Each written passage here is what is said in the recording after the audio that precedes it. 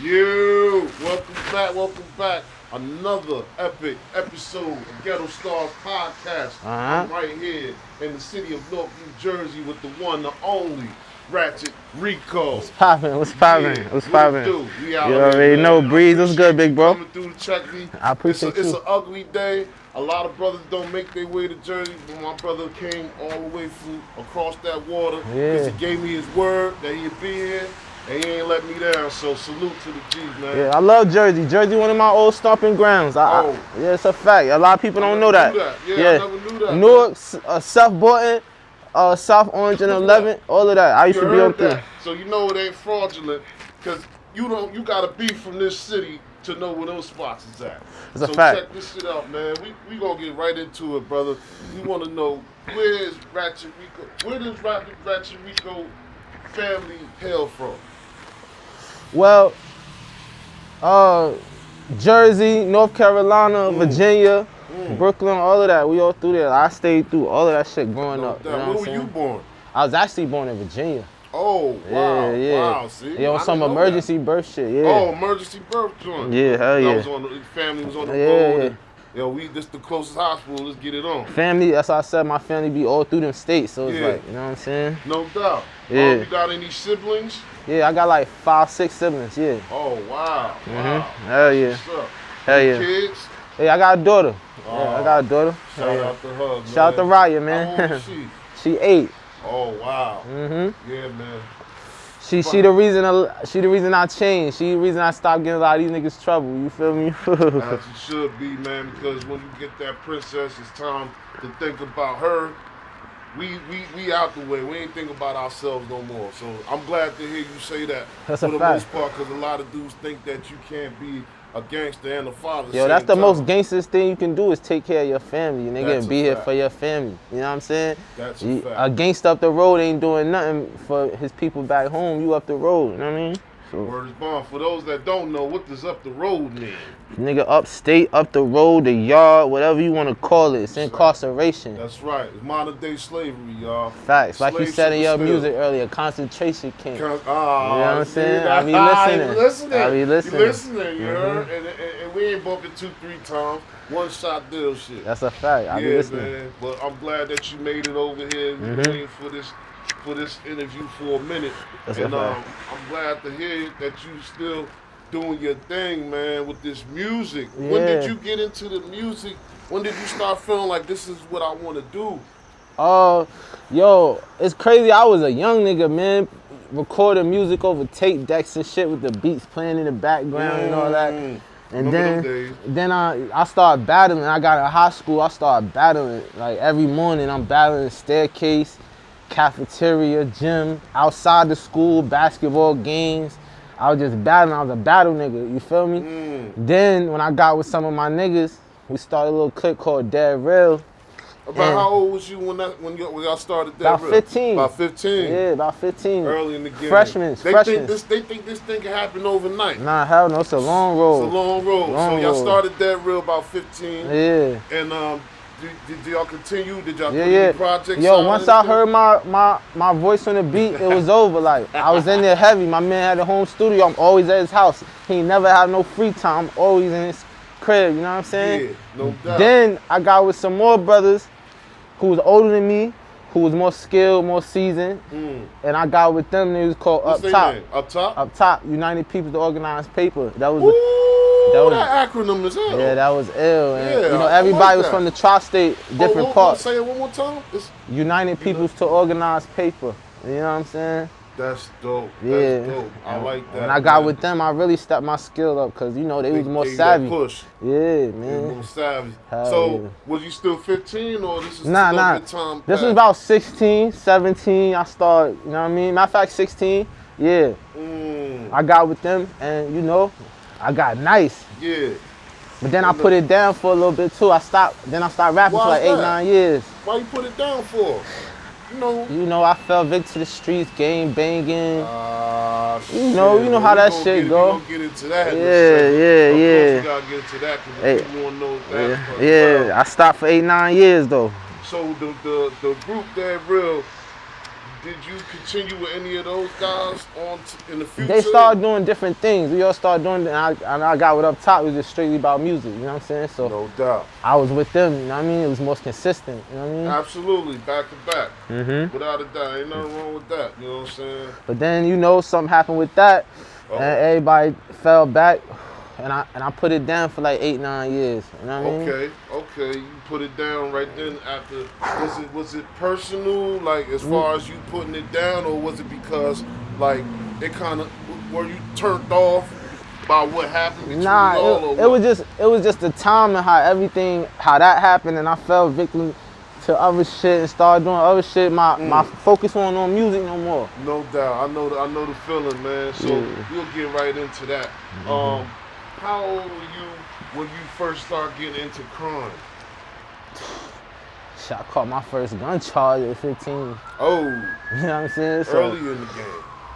That speaks for itself right there. That speaks for itself. You know what I'm saying? We're not going to speak too much on that. Yeah. But 15, you know, if you don't mind speaking, how did you get caught up that first charge? Where were you and how did it happen?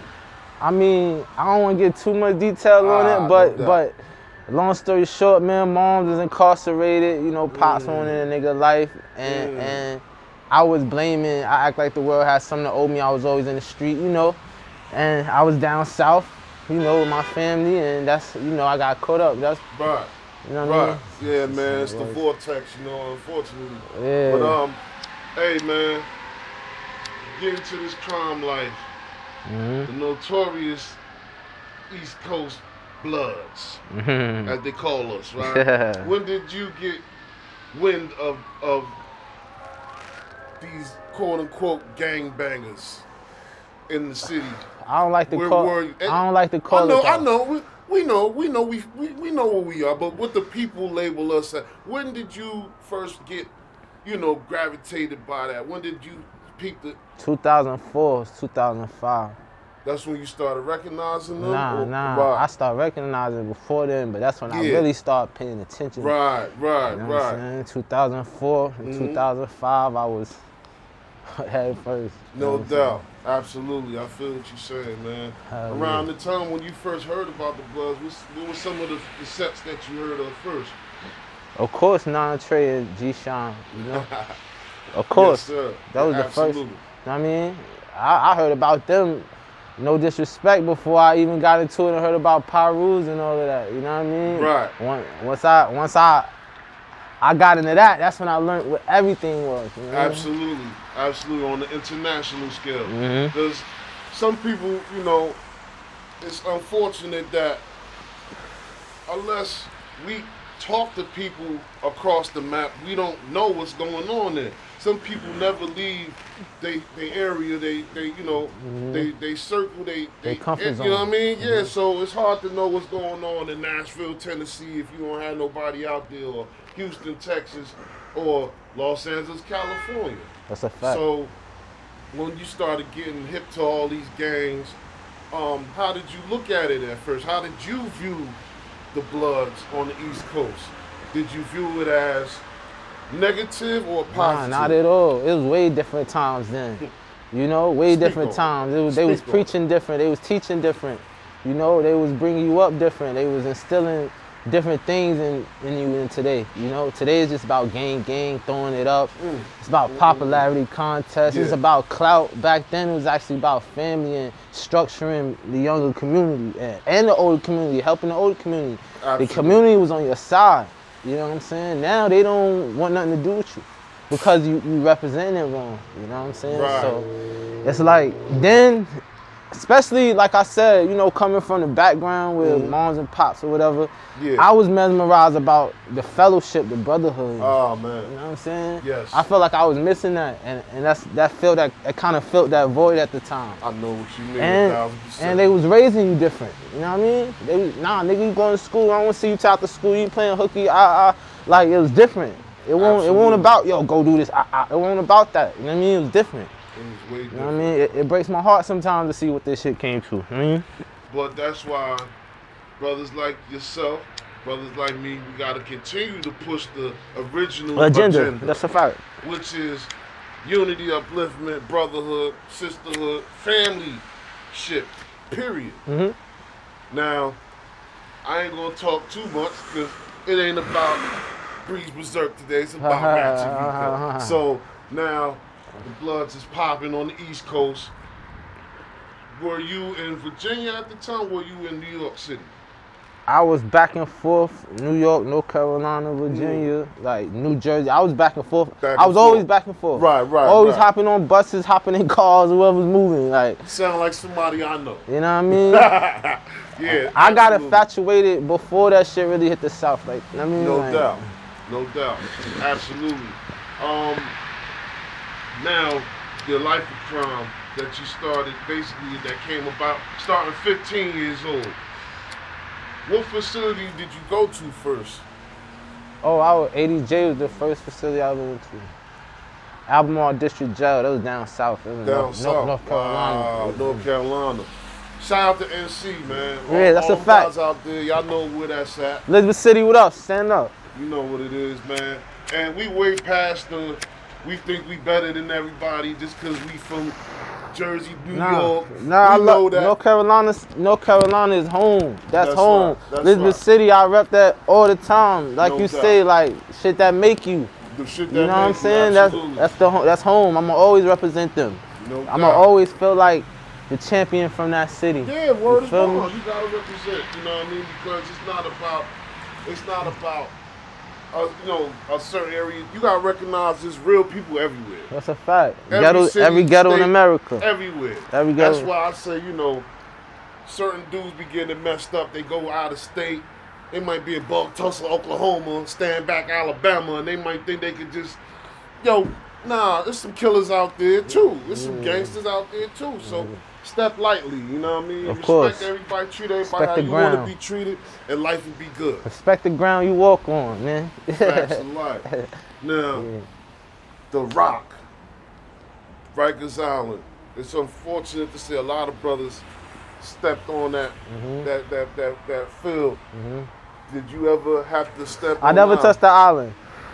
Never touched the island. Good thing, boy. The South, once I hit the South, I hit the ground running, and it was a hold ever since. Like, no doubt.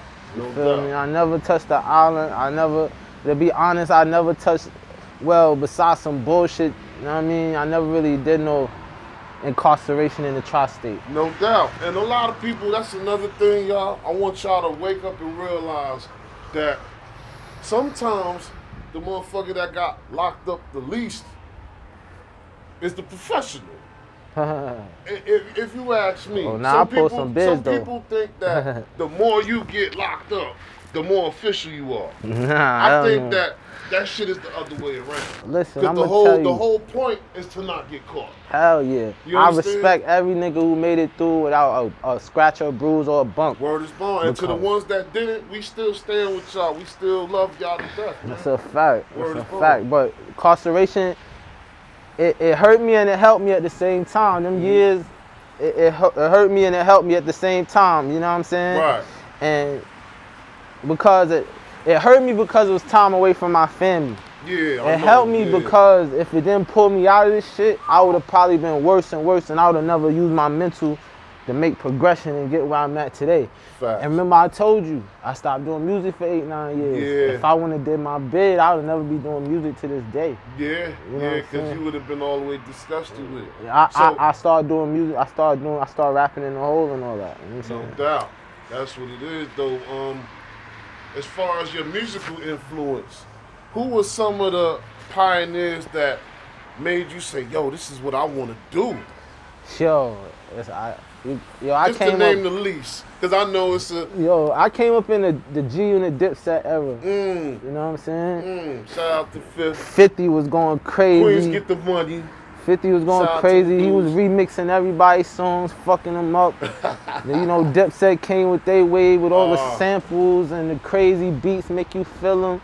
Then R.P. DMX too, though, man. DMX was a big influence to me too, man. X, baby. Like he was a big influence. Like how a lot of people feel about Jay, I feel about X. You know what I'm saying? Real. Like, That's real. That's real. Yeah. X touched people in a different way. That's the only motherfucker that can make a room full of gangsters cry. That's a fact. Straight lace.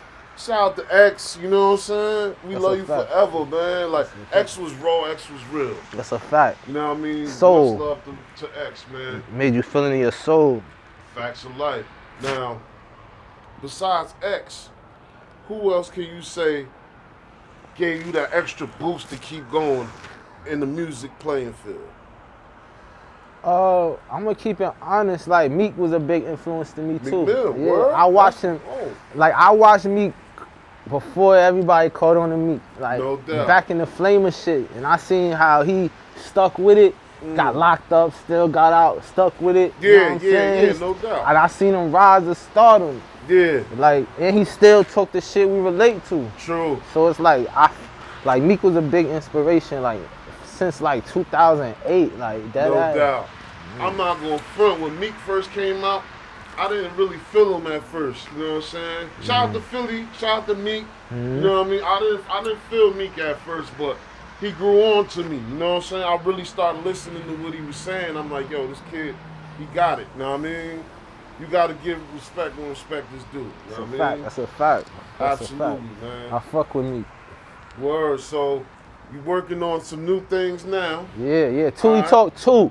About to What's drop. the name of that? Tuli Talk 2. Tuli Talk 2. Tuli Talk 1 was last year. Ah, yeah. Tuli Talk 2. That was my shit classic. You know what I'm saying? Tuli Talk 2. Tuli Talk 2 about to go crazy. The summer about to be mine. I'm about to own it. I'm with you on that, man. Real shit. Yes, sir. Absolutely. I got a crazy feature on there that's about to drop. Y'all about to see it. You gonna announce the feature, or you gonna keep that tucked? They only got 2 more weeks. Two more weeks? Oh, they let them wait. They can wait. Yeah. They can wait 2 more weeks. That ain't, you know what I mean? They ain't gonna hurt them too bad. That's a fact. Yeah, man. So, well, all this madness going on the internet right now, brother. You see me, I don't be getting involved. I stay out the way. I don't ask controversial questions. But, we not pointing no fingers, naming no names. I just want to know your personal intake on what you see going on the internet with the bashing each other and beating each other up verbally in public. How do you feel about that? I feel like that's a dub. I feel like that shit is corny. That shit is whack. That shit is childish, immature. Because if it's really like that, it's nothing to meet up and handle it off the internet. You know what I mean? And if it ain't really like that, it's nothing to call a nigga phone and straighten that shit. That's that. I feel like that internet shit just clout shit. People just be wanting an audience, be wanting attention. You know what I mean?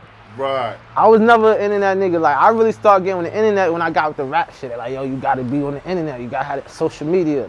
I'm like, right. You know what I mean? Right, exactly, because you need that to function. You know what I mean? That's the new newspaper. Facts. You know what I'm saying? People don't go stop at the stand and say, let me get a New York Times or a Star Ledger like they used to. Yeah. They get up, they flip the phone on and see what's going on. Yeah, so right. On that end, you know, to add on to what you were saying, I feel the same way, but it's like when you step up and say something about it, then you become the punching bag. So I just be watching from afar. I pray on the situation because most of it is family business. Exactly. You know what I mean? And I wish the best for everybody, and I don't pick sides, man. You know what I mean? I don't take sides. And I feel like it's no side. It's only right and wrong. It's no side. I hate when people say, yo, you took this side. Nah, it's right and wrong. That's what side you take. The righteous side. The righteous side. Absolutely, man.